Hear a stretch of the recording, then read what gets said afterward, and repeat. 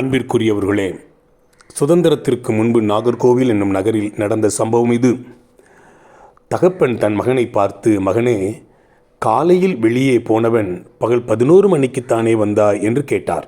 மகன், அப்பா, மகாராஜா சமுத்திர ஸ்நானம் பண்ண கன்னியாகுமரிக்கு போனார். நடைமேடையில் காத்திருந்த 1000 மக்களில் நானும் ஒருவனாக நின்று மகாராஜாவை பார்த்துவிட்டு வந்தேன் என்றான். தகப்பன், சரி, நீ பார்த்ததை பற்றி எனக்கு சொல் என்றார்.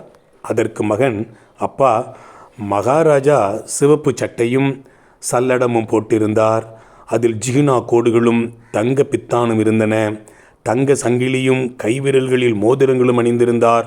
அவர் தொப்பியில் ஜிகினாவினால் யானை புஷ்பங்கள் அலங்கரிக்கப்பட்டிருந்தன.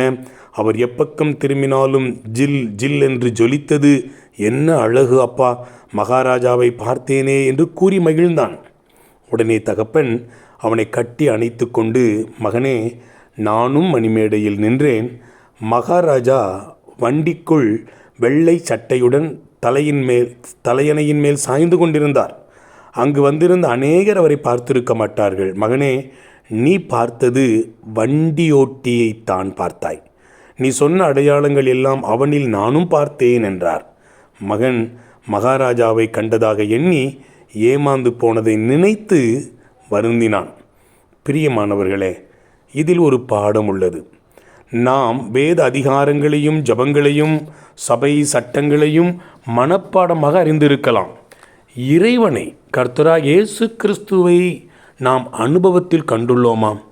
நமக்கு புல்லுள்ள இடம் தெரியும், அமர்ந்த தண்ணீர் தெரியும், கோலும் தடியும் தெரியும், பந்தியும் பானங்களும் தெரியும். ஆனால் இந்த சங்கீதத்தில் மறைந்திருக்கும் மேய்ப்பனை கண்டுள்ளோமா?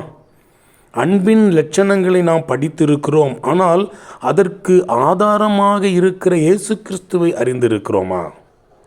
தேவனை ஒருவனும் ஒரு காலும் கண்டதில்லை. பிதாவின் மடியில் இருக்கிற ஒரே பேரான குமாரனே அவரை வெளிப்படுத்தினார் என்று வேதம் சொல்லுகிறது.